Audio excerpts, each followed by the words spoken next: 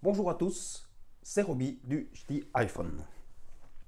Aujourd'hui, une vidéo sur que vaut encore l'iPhone 5S en cette fin d'année 2019. Eh bien, je vais vous donner mon ressenti, mon expérience utilisateur. Alors, l'iPhone 5S, le voici. Je vais enlever la coque de protection.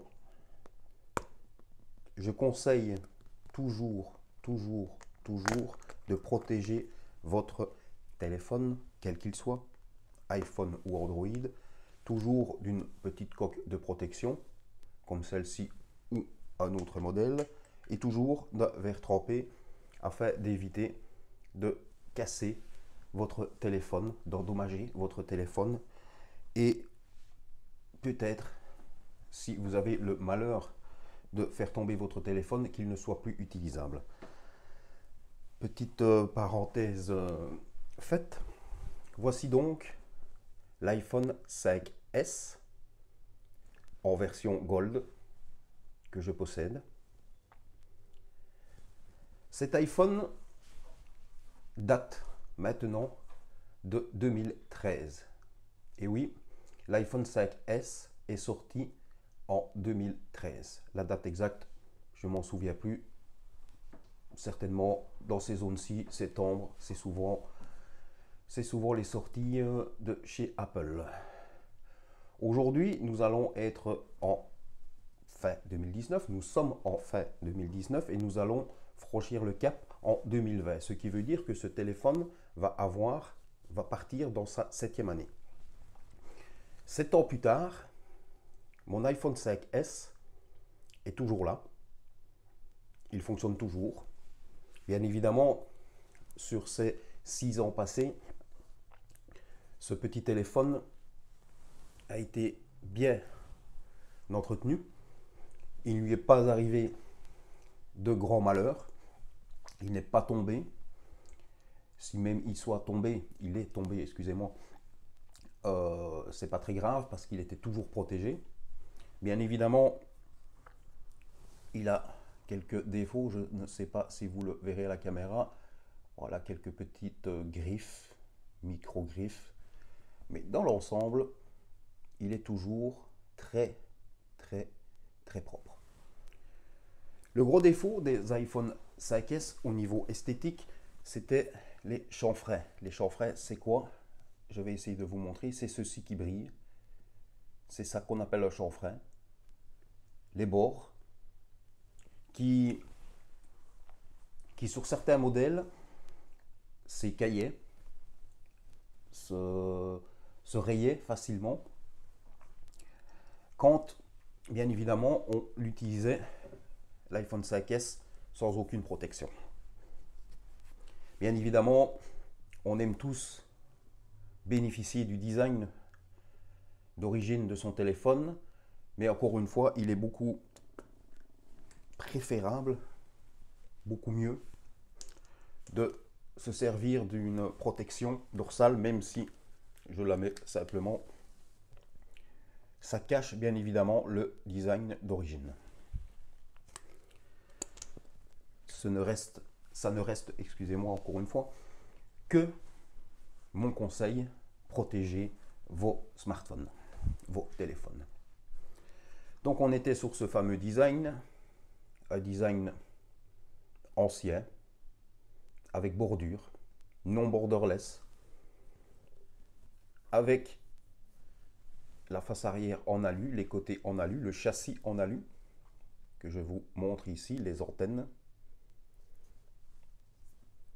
Même chose de l'autre côté avec le fameux bouton de chez Apple en silencieux. Fameux bouton silencieux, le plus, le moins. En dessous, traditionnel chez iPhone, prise Lightning, prise jack 3.5, micro, diffuseur. Au-dessus du téléphone, power, le petit micro. Donc, on va aller dans le vif du sujet de cette vidéo. Qu'est-ce que l'iPhone 5S propose encore aujourd'hui en cette fin 2019? Que vaut-il encore? Mon avis sur l'iPhone 5S en cette fin 2019 est que tout simplement, il tourne encore. Il tourne sur iOS 12. Je regarde mes petites notes, 12.4.3 très exactement. Ce qui veut dire que en septembre de cette année, il n'est pas passé sur iOS 13 et c'est logique. Il ne possède donc pas iOS 13, les dernières mises à jour de chez Apple, étant donné qu'ils ont sorti les iPhone 11, 11 Pro et 11 Pro Max. C'était donc sa dernière année de mise à jour. Il n'en aura plus.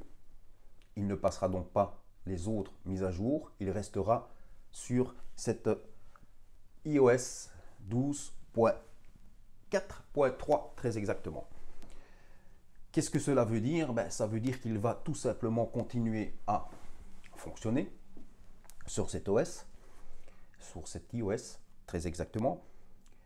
Il va ne plus vous offrir entre guillemets certaines fonctionnalités, certaines mises à jour, mais il va continuer à fonctionner comme avant.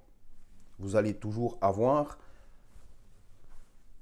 toutes vos applications, Facebook, Instagram, Twitter, vos applications bancaires, vos applications d'opérateurs, et que sais-je, et que sais-je, et que sais-je. Bien évidemment, son processeur devient chaque année plus ancien. Il possède la puce A7 de chez Apple, le 5S est sur de l'A7, alors que les nouveaux iPhones, les iPhone 11, 11 Pro et 11 Pro Max, sont bien évidemment avec la puce A13 Bionic de chez Apple. Donc, petit calcul mathématique, on est pratiquement à la moitié quelque part.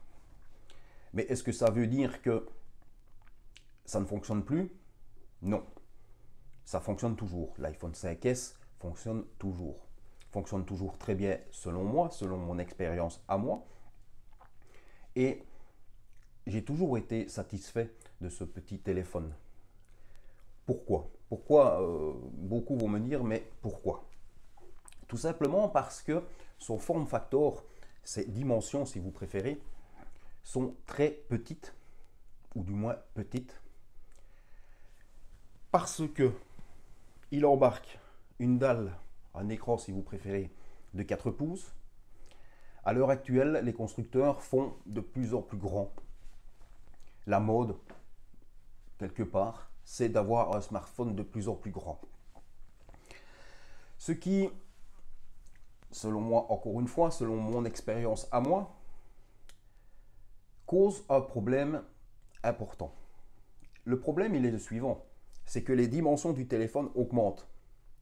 Et, étant donné que ce sont des téléphones portables, on l'emporte toujours avec nous et on a tendance, nous les hommes, à le mettre dans une poche, poche avant, poche arrière. Poche arrière, c'est pas très recommandé parce que si on s'asseye dessus, c'est pas ce qu'on va faire de mieux. Pour une femme, c'est moins, selon moi, encore une fois, c'est moins problématique parce qu'une femme prend son téléphone, le met dans son sac. Bien souvent, une femme a un sac. Nous autres, les hommes, on ne se balade pas tous avec des sacs. En tout cas, moi, je ne me balade pas avec des sacs, avec un sac. Donc, on le met dans sa poche de chemise, de veste, dans sa poche de pantalon.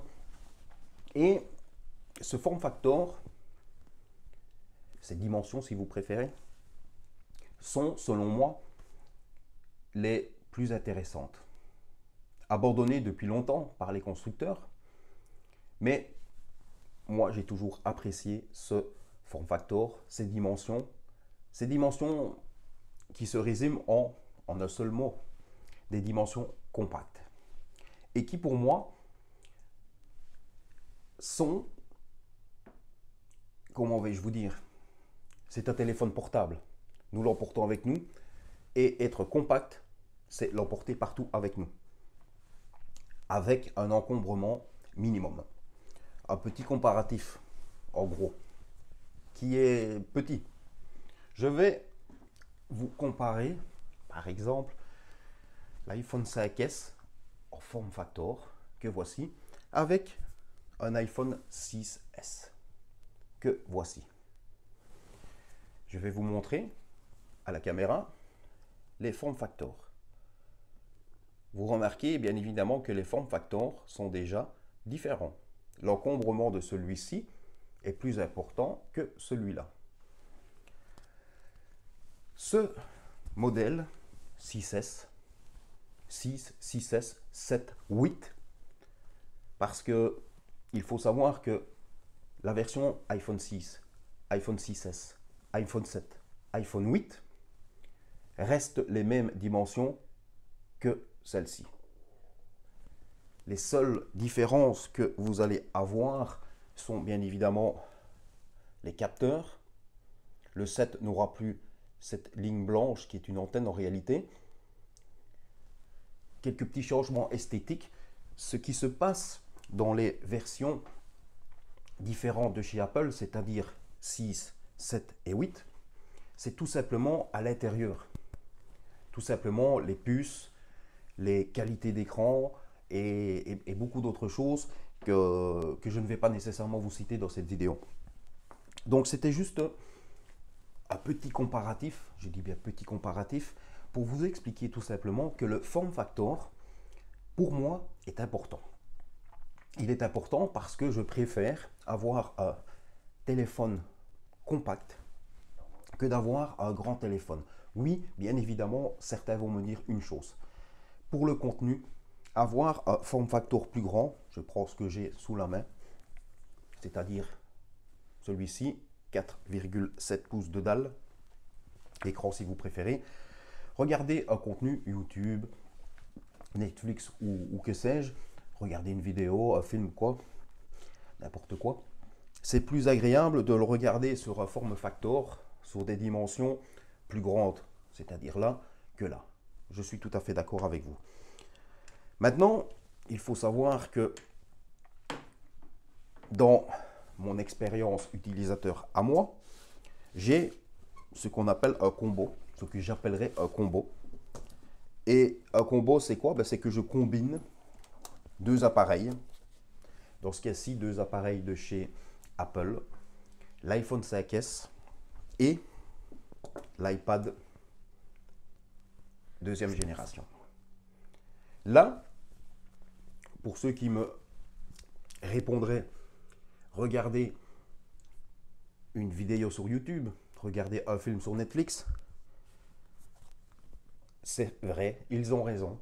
Ces personnes-là ont raison. Regardez, du contenu multimédia sera plus agréable sur mon iPad que sur mon iPhone 5S. Dans mon utilisation dernière, parce que ça vient de changer, comme vous savez, si vous regardez mes vidéos, et j'en profite pour vous dire, abonnez-vous, likez, commentez, je suis là pour ça, je suis là pour dialoguer avec vous, pour donner des informations, se tenir au courant et informer un maximum de personnes sur ce monde de la tech. Donc, oui, regardez un contenu sur un iPhone 5S, c'est, je ne dirais pas peu confortable, mais moins confortable que de le regarder sur un grand format, un grand smartphone, comme on fait actuellement. On en est arrivé à du 6,8 pouces. Je rappelle que le 5S est du 4 pouces. On fait le calcul, c'est très vite fait. Voilà. C'est pour moi les... Pour résumer quelque part, avoir un grand smartphone, c'est très bien, mais ne faut-il pas oublier que ce sont des appareils portables et que l'encombrement d'un smartphone qui va avoir une dalle de 6,16, on va y arriver, je recommence, avoir une dalle de 6,5 pouces, 6,8 pouces, bien effectivement, oh là là, aujourd'hui, je n'y suis pas. Avoir ce form factor veut dire avoir des dimensions plus importantes. Et c'est ça que je tenais à vous expliquer, tout simplement parce qu'il s'agit d'objets portables. Donc, je parlais de l'encombrement. Pour le reste, l'iPhone 5S est encore un excellent téléphone qui, bien évidemment, n'emporte pas avec lui les dernières technologies. Ce sont des technologies datant de 2013, bientôt 7 ans. Il ne faut pas demander à l'iPhone 5S de faire ce que fait l'iPhone 11, l'iPhone 11 Pro ou l'iPhone 11 Pro Max. Il est évident qu'on ne peut pas demander à ce téléphone d'être aussi performant que le tout nouveau modèle sorti par Apple. Voilà ce qu'il y avait quelque part à dire sur l'iPhone 5S. Donc, pour moi, les avantages de l'iPhone 5S est que il est encore sur iOS 12, c'est-à-dire la génération précédente. Ce n'est que depuis septembre 2019 qu'il n'est plus à jour, c'est-à-dire qu'il n'est pas passé sur iOS 13, mais ça ne l'empêchera pas de fonctionner. Ça ne l'empêchera pas de faire fonctionner Facebook, Instagram, YouTube, vos applications bancaires et que sais-je et que sais-je. Bien évidemment, il y a les stockages qui sont importants. N'oubliez pas que le stockage est important. Cette version est 16 Go. 16 Go, c'est peu. En 2019, en cette fin d'année 2019, c'est très très peu. Mais comme je vous ai expliqué, ma nouvelle utilisation est iPhone 5S 16 Go de stockage, iPad 2 64 Go de stockage. Ce qui me permet d'avoir suffisamment de stockage largement. À savoir qu'ils sont reliés entre eux quelque part et que je ne manque jamais de stockage. À ne jamais oublier une chose, c'est que chez Apple, vous avez iCloud, un stockage iCloud. Vous avez 5 Go gratuit, 5 Go de stockage iCloud. Il faut savoir également que si vous voulez avoir plus de stockage iCloud, il faudra bien évidemment acheter du stockage. Si je ne m'abuse, nous sommes à la tranche supérieure et 50 Go de stockage à 99 cents par mois. Il faut savoir que c'est quelque chose qu'on aura tous les possesseurs d'iPhone auront un jour ou l'autre, peut-être ce souci de stockage iCloud et dont il faudra passer à l'étape supérieure, c'est-à-dire, si je mes souvenirs sont bons, c'est 50 Go, l'étape supérieure c'est 50 Go d'iCloud qui seront facturés à 99 cents par mois. Voilà, je pense que j'ai fait le tour de cette vidéo, de cette présentation, que j'ai apporté un minimum, que je vous ai apporté un minimum de renseignements. L'iPhone 5S, je l'utilise à nouveau, parce que si vous me suivez, vous savez que j'ai utilisé l'iPhone 6S 128 Go. Je filme actuellement avec un iPhone 7 128 Go. Et je voulais tout simplement faire cette vidéo pour vous expliquer certaines petites choses et vous expliquer également que l'iPhone 5S est encore un téléphone qui, selon moi, n'est pas encore obsolète. Pas du tout. Il fonctionne encore très bien. Bien évidemment, mon iPhone 5S a passé 6 ans. La seule chose que j'ai dû faire, c'est que j'ai dû remplacer la batterie. Ça, j'ai pas échappé à ce remplacement, c'est normal, c'est logique. J'ai dû remplacer la batterie. C'est la seule chose que j'ai dû faire sur ce modèle, sur cet iPhone 5S. J'ai remplacé la batterie. Ça m'a coûté 60 € pour la remplacer dans un Apple Center. À savoir que vous pouvez, mais avec un minimum de connaissances, remplacer votre batterie vous-même. Et ça coûtera beaucoup moins cher. Il y a une marque que je connais. Je l'avais donc fait sur mon iPhone 6S. Je l'avais remplacé, la batterie de mon iPhone 6S sur 28 Go. Je l'avais fait moi-même. Ça m'avait coûté 17 €. Cela étant dit, c'était la petite parenthèse. Je pense que on a fait le tour. J'utilise quotidiennement ce petit iPhone 5S que je pensais mettre dans ma petite collection. À côté, est-ce qu'on le voit à la caméra? Oui, bien sûr. À côté de son petit frère, l'iPhone 4. Mais non, il fonctionne encore. Il est encore très agréable. Et pour les points que je vous ai cités, le point le plus important, selon moi, c'est l'encombrement. Et moi, mon expérience utilisateur me dit, il est pratique. Il est très pratique. Et avec le combo que je fais, le combo iPhone 5S, iPad 2, c'est le combo parfait. Pour moi, en tout cas. Je vous remercie d'avoir suivi cette vidéo jusqu'à la fin. N'oubliez pas de vous abonner.